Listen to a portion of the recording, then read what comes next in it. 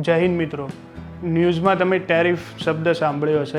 अब ट्रंप ने एक बार फिर भारत पर टैरिफ को लेकर बड़ा बयान दिया है कि यूएसए टैरिफ लगायो, चाइना पर टैरिफ लगायो, इंडिया पर टैरिफ लगायो, पण टैरिफ छे शुं एना विषे आज हूँ डिटेल्स में बात करीश।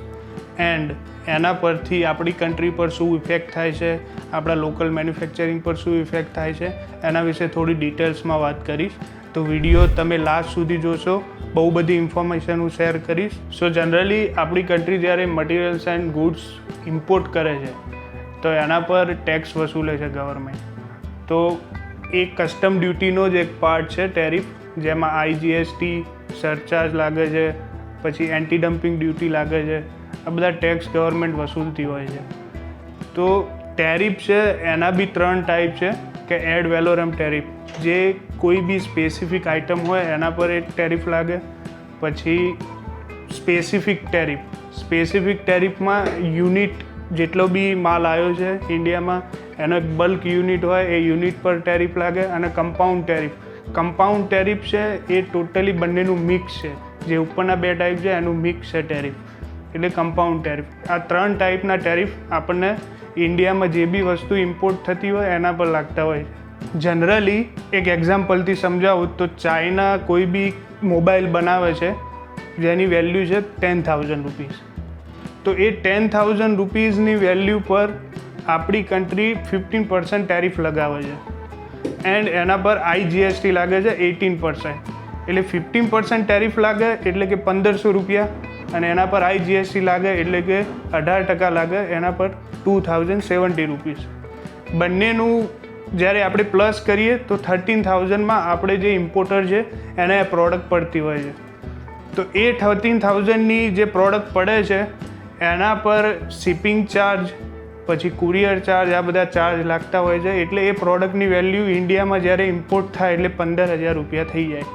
15,000 રૂપિયા થઈ જાય એના પછી જ્યારે બી મોબાઈલ માર્કેટમાં આવે એટલે જે બી હોલસેલર હોય કે રિટેલર હોય એ રિટેલર એની પોતાની प्रॉफिट मार्जिन एना पर एड करे एटले 17,000 થી 18,000 रुपया में मोबाइल तमने मार्केट में मळे। आ रीते टेरिफ तमारा जे भी इम्पोर्ट थती प्रोडक्टो है एना पर लागतो होय छे। जनरली बधी ज कंट्री में आ रूल है।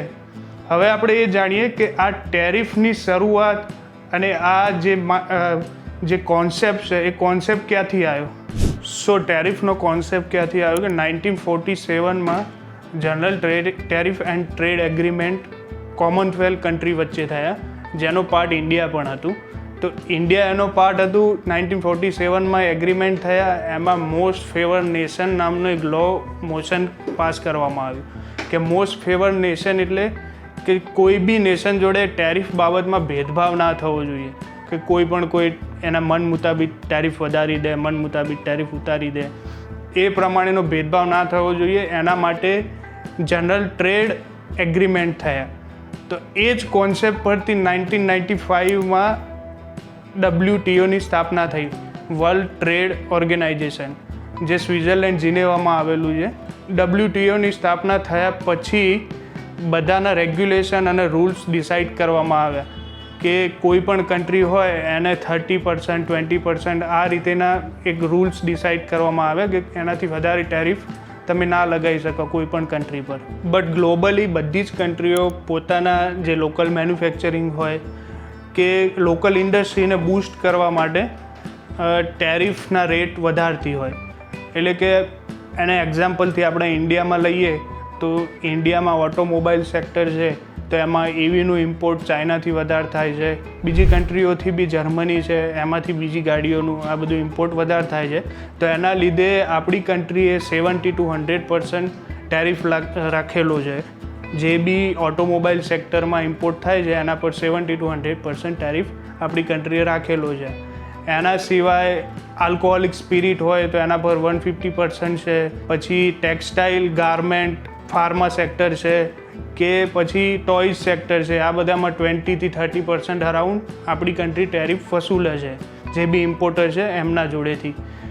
ટેરિફના અકોર્ડિંગ જે રિસેન્ટમાં જે ન્યૂઝ ચાલી રહ્યા છે કે USA 25% ટેરિફ લગાવ્યો, એના પર 25% પેનલ્ટી લગાવી કે ઇન્ડિયા રશિયામાંથી ઓઇલ ઇમ્પોર્ટ કરે છે એના લીધે 25% પેનલ્ટી લગાવી. તો રશિયામાંથી જે ઇમ્પોર્ટ થાય છે ઓઇલ, એ ઓઇલ પર આપણને જે ડિસ્કાઉન્ટ મળે છે એ $3 થી $4, $2 અકોર્ડિંગ જે ડિસ્કાઉન્ટ છે, એના લીધે ઇન્ડિયા પોતાના ઇન્ટરેસ્ટ માટે ઇમ્પોર્ટ કરે છે રશિયા જોડેથી, જેમાં રિલાયન્સ અને નાયરા જેવી કંપનીઓ છે કે જે મેક્સિમમ ઇમ્પોર્ટ કરે છે.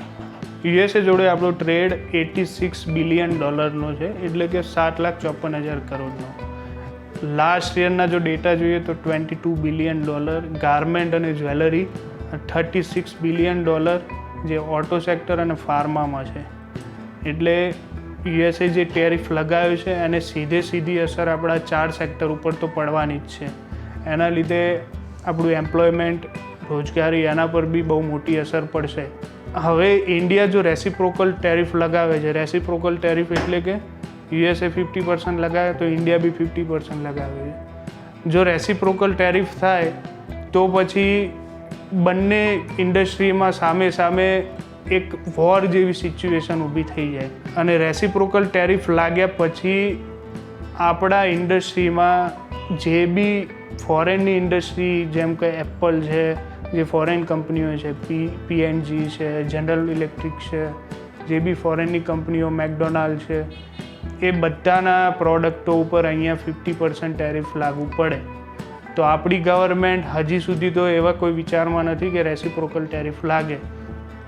બટ જે એગ્રીકલ્ચર સેક્ટર છે કે જ્યાંથી આપણે પ્રોડક્ટ ઇમ્પોર્ટ કરીએ છીએ એગ્રીકલ્ચર સેક્ટરમાં, એ એગ્રીકલ્ચર સેક્ટરમાં ગવર્મેન્ટે સપ્ટેમ્બર 30 સુધી એક જે ડ્યુટી લાગે છે એને ફ્રી કરી દીધી છે.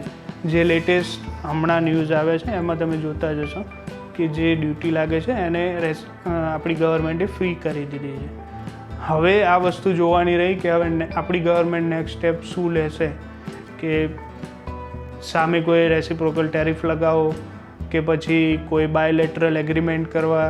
જો કે બીજી કન્ટ્રીઓ જોડે, જેમ કે UK છે, UAE છે, મોરેશિયસ છે, આ બધી કન્ટ્રીઓ જોડે બાયલેટરલ એગ્રીમેન્ટ થયેલા છે કે જેનાથી ફ્રી ટ્રેડ એગ્રીમેન્ટ, એક કહેવાય ફ્રી ટ્રેડ એગ્રીમેન્ટ થયેલા છે કે આપણે ટ્રેડિંગમાં જે આપણો વ્યવહાર છે એક્સપોર્ટ ઇમ્પોર્ટનો, એમાં કોઈ ડ્યુટી કે એ બધું ઓછું લાગે, એના માટે એક ફ્રી ટ્રેડ એગ્રીમેન્ટ થયેલા છે.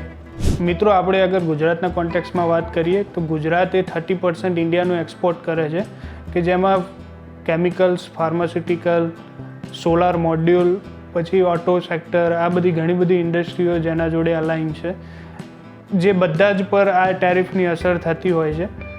બટ અગર આપણે કોઈ નવા એક્સપોર્ટર છીએ અને જો કોઈ નવું કામ ચાલુ કરવું છે તો પછી અત્યારે કઈ કન્ટ્રી ટાર્ગેટ કરવી જોઈએ?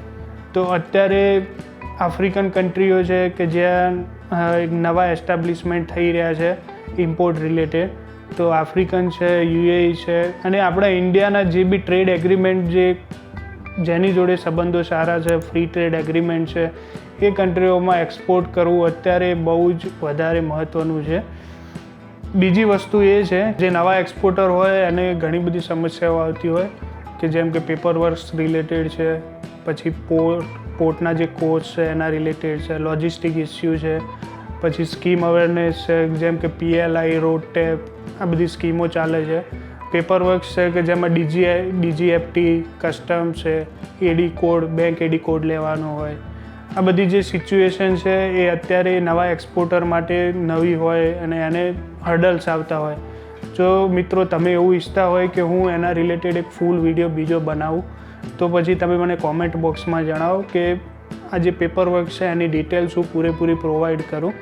તો ત્યાર સુધી મારી સાથે જોડાયેલા રહો અને મને સપોર્ટ કરો. જય હિન્દ.